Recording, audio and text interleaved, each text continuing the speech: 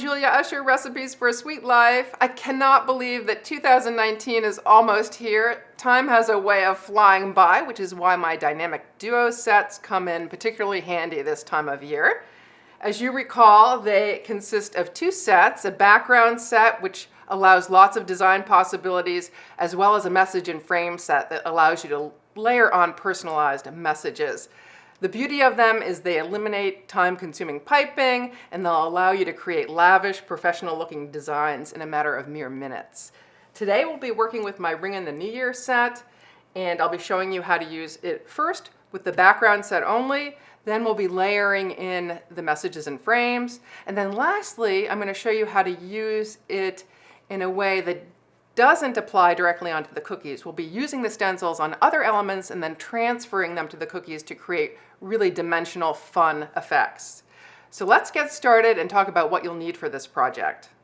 So what you'll need is a few iced cookies, actually however many you want. You just want to make sure that the icing is dry all the way through because we'll be applying a little bit of pressure as we stencil on the cookies.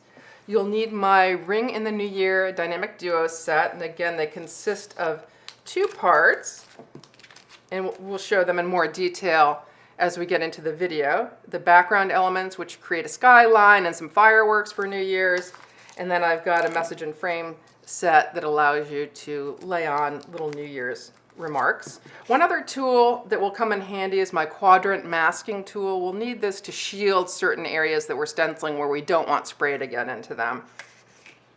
All of these stencils, by the way, are available on my partner's site, confectioncouturestencils.com. You'll see a link underneath in the video description. I also offer a Stencil of the Month Club, so you can get these stencils and others for 15 to 20% off each month as long as you stay a member. So that's a really good deal to keep in mind, particularly for Christmas gifts if you're still shopping for those. Also, for stenciling, you'll need something to hold the stencils in place.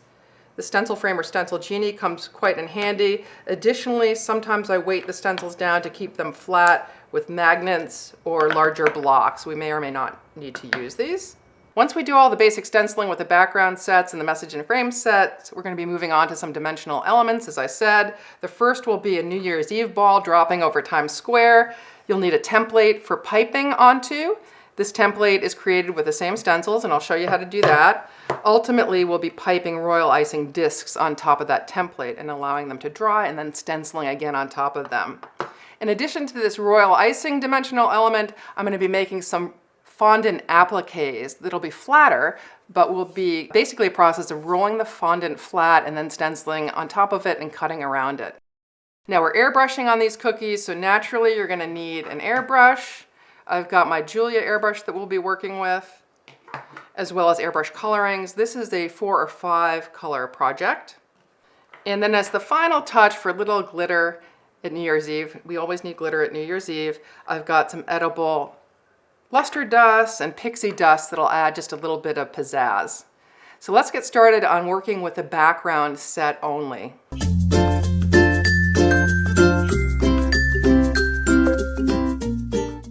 Okay, let's talk about what's in the background set. Typically my background set consists of one elaborate background, in which in this case is a skyline and fireworks. Then it also consists of some elements that you can layer on in the foreground. In this case, I've got the ball dropping on Times Square and different 2019s that are intended to look like signs, you know, big illuminated signs on Times Square. So we're going to be using really bright colors here to give this some pop. Now to leave areas to allow for these signs in the ball, you need masking pieces. This set has 3. This is what will shield the cookie and allow for that foreground element to be laid later. So again, typically you're going to have a lavish background, some foreground elements, the masking pieces, and then the last element is what I call the shading stencil, and this is simply the negative piece that's left over after the masks have been cut out of it. I use it naturally to shade around some of these areas to create kind of little halo or shadow effects. I may or may not use this depending on the piece that I'm putting on top. So let's move forward. The first step is to secure the background stencil on the stencil genie or frame so it lays flush and flat against the cookie icing. I want the orb to be in the upper left, so I've additionally weighted it down with magnets. Now on the buildings, the long stripes on them tend to open up when airbrushing, so I like to additionally weight them down with my trussing needle when spraying near them. I'm working with relatively low pressure at a 90-degree angle with my airbrush to prevent underspray. I've hit the center of the fireworks with purple, and now I'm finishing off the outer parts of them with blue. Before I get to the orb, I want to give some free-form pops of pink to the picture, and now I'm ready to place down the orb stencil and give it a go. I'm going to use pink, blue, and purple again in it to pick up colors elsewhere on the cookie. And there she is, the final reveal.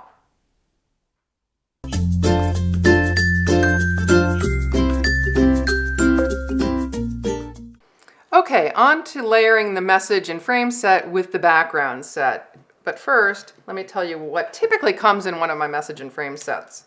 In this case, you have two masks. These are going to be the things to leave room for the message.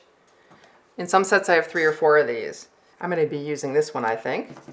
You also have a corresponding shading piece to allow shadows around the message. I didn't put a shadow around the orb before, but I will around the message. And this is just the negative piece left over after these masks are cut out, again. Then I've got frames designed to fit those areas. And there are 2 in this case. Again, if I had, sometimes I have 3 or 4 in my sets. And then lastly, there are messages that are designed to fit within those frames.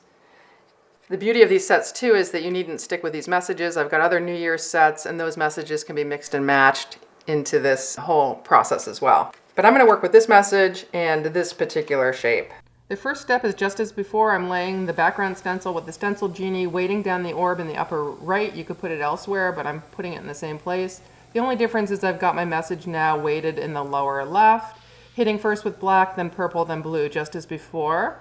Removing those masking pieces, and ta-da! Now I want to use the shading stencil for my message, and I'm blocking off any parts of the cookie that I don't want to airbrush with my quadrant masking tool. Here I'm spraying at a greater distance just to get a shadow of pink around the message and just around the edge of the stencil, as you can see. Now for the frame, weighting it down again with the quadrant masking tool, spraying at a 90-degree angle to prevent underspray. And I like to use black here for lots of contrast. Next with the message, it's easier to center the message once the frame is down, and the process of airbrushing is the same. Now we have the orb to do. I'm going to hit that exactly the same way with the same 3 colors, just weighting it down off to the right because the stencil is lifting, using my trussing needle for that.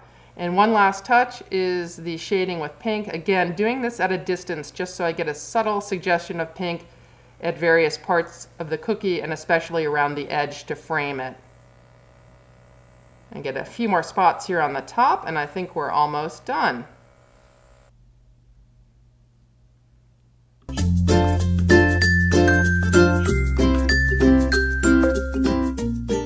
So now you know how to use the background set alone and also the background set coupled with the message and frame set.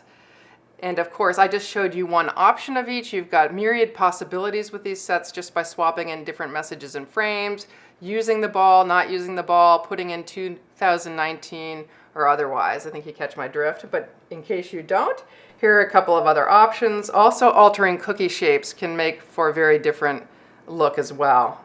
So these are all very flat because they've been stenciled with airbrush coloring, no royal icing.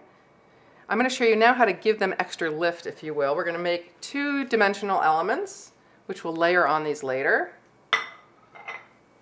One is a dimensional globe. This is what it's going to end up looking like using that same stencil we used before, but first we need to make royal icing transfers onto which we'll airbrush. And by royal icing transfer, I mean royal icing that's been piped on another surface, allowed to dry, and then airbrushed or decorated.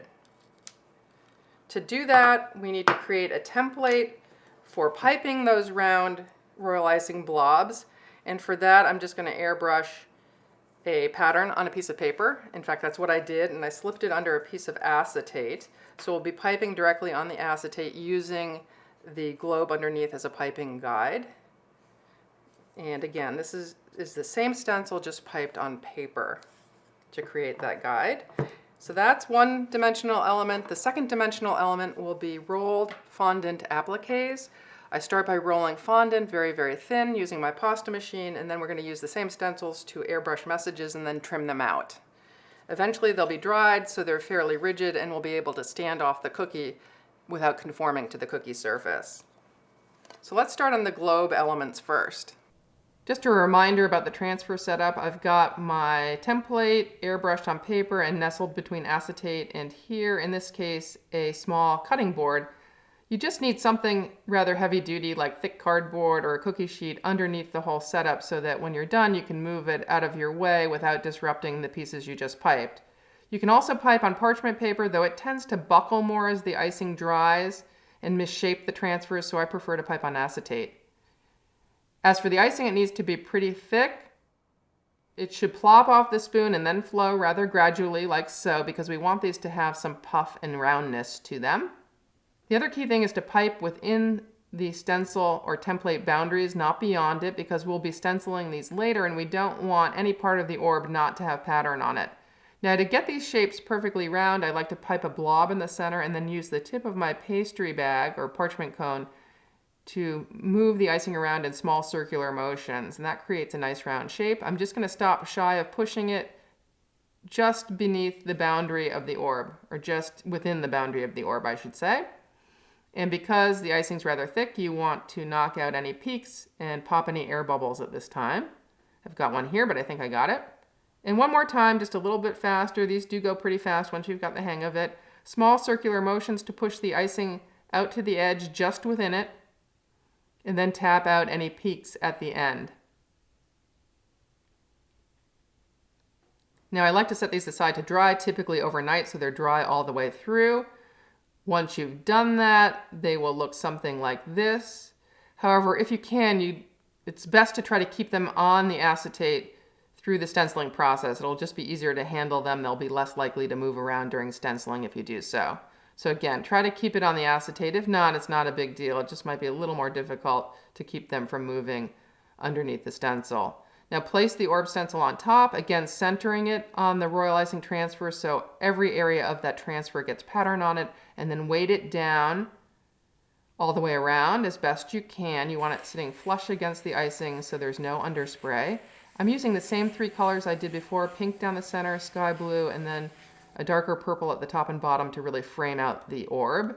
And there you have it. Once it's airbrushed, the airbrush coloring dries rather instantaneously and you can just lift it off and set it aside for future use.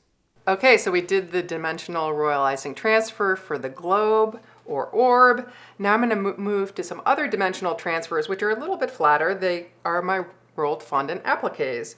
And I just want to point out that there are a myriad of possibilities using the various messages. Also to note, some have kind of two colors around them. This one has purple on the very outside, then pink, and then the 2019, whereas this one just has the black on top of green fondant. Here I used white fondant. Another variety here was done on white fondant with purple background, then a little pink inner shading, and then the actual numbers itself. Similarly with these messages. Some just have two colors. This was white fondant with a little bit of pink shadowing and then the black message and frame, whereas this has an additional color. And I'm going to show you how to do one of the more complicated ones that involves three colors. I'm going to start by advancing the fondant through the pasta machine at its number 1 setting, which is with the roller blades furthest apart. That creates a pretty thick piece of fondant. I do want it a little bit thinner, so I'm going to advance it to my number 3 or 4 setting, which will make a piece about 1/16 of an inch thick, which is a nice palatable piece for this application. Just be sure to guide the fondant out as you roll so it doesn't fold back on itself and stick to itself. That looks pretty good, nice thickness. Now I'm going to cut it into more manageable pieces before we airbrush. We'll be headed towards something like this, though I might use slightly different colors. The first step is to put down the masking piece and weight it down, of course. The fondant's still soft and flexible. Now I'm airbrushing around it to create a halo of purple around the numbers. Remove that mask and then set down the shading stencil for an internal halo of color. This time I think I'm going to use blue instead of the pink used on the piece off to the side, so that's the color variation here. That looks good. And the last step is to set down the numbers themselves. I'm using black for contrast. Again, you want to weight it down, spray at a 90-degree angle to the fondant with relatively low airflow so that you don't get underspray.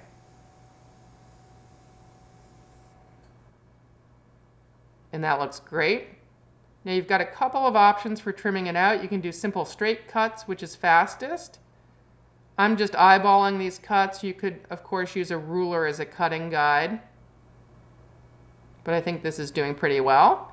The other alternative is to trim all the way around the numbers in great detail like I did with this piece, and for that I use the tip of my paring knife and do small little cuts.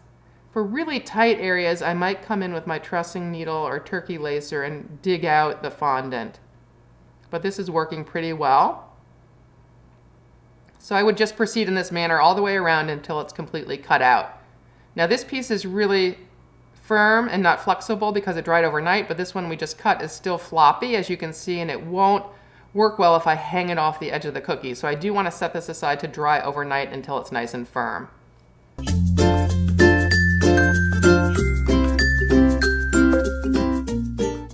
Okay, we've got a ton of fondant and royal icing elements made, more than enough to decorate the cookie that I airbrushed earlier in the video.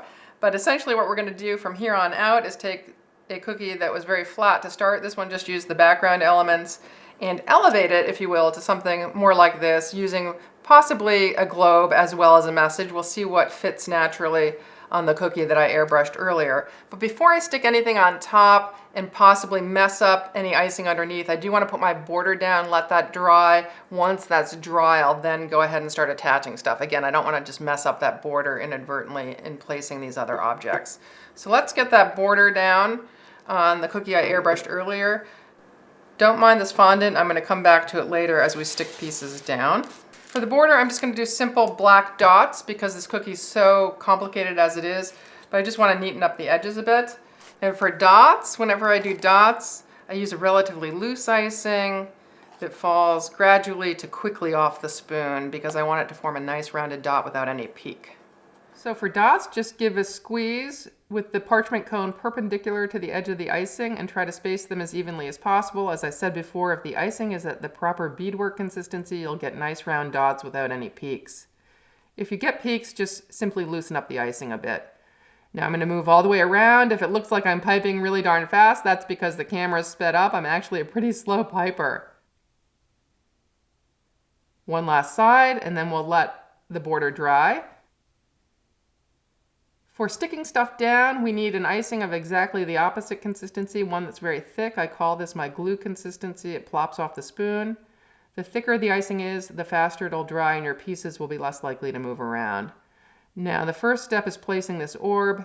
Typically, there aren't two balls dropping on Times Square, but I'm going to pretend there are and place another one on top of this one. I'm going to place it slightly off center, though, so you can really see them both. And to elevate it, I'm just gluing down a little blob of fondant here, putting a little bit of icing on top, and then securing the orb on top. Now, if you didn't want to see two orbs, you simply wouldn't have airbrushed the first orb directly on the cookie.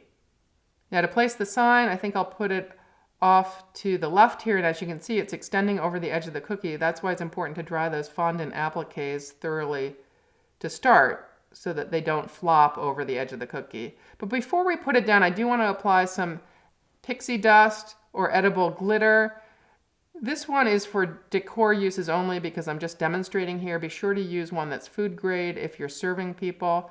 This will give the cookie a little more shimmer and sparkle for the new year, and I do want to get it a little bit under the sign, which is why I'm doing it now as opposed to later. I've also got these edible stars, which are super cute. Typically, I just sprinkle these on and stick them down with nothing. The airbrush coloring might still be a little bit tacky, and so they'll stick to that pretty darn well. A little bit might fall off, but if you apply enough to start, you'll certainly have enough on the cookie at the end of the process. So I'm just dusting it around here with a dry brush. This is the pixie dust I'm applying now. The stars I simply sprinkled on top with my hands. Now I'm ready to adhere the sign. I'm going to do this directly to the cookie so it's slightly lower than the orb to give more dimensionality to the cookie. And again, off to the side, hanging over the edge. And that looks pretty darn good. And that completes my fully dimensional stenciled cookie using my Ring in the New Year's sets. Of course, you can go as lavish as you want or as limited as you want. You don't necessarily need to go fully dimensional. You can do something very simple and flat here as well. But regardless, the beauty of these sets, as I said at the outset, is the cookies do go relatively fast. I can stencil one of these if I'm not instructing in a couple of minutes. And that's just a huge advantage when it comes to decorating during the busy holiday season. Before you go off to do your New Year's cookies, I do want to remind you that I've got a bunch of other New Year's sets on the Confection Couture website, so I encourage you to check it out. Again, the link will be below on the screen and also in the video description. Till next video, live sweetly and Happy New Year!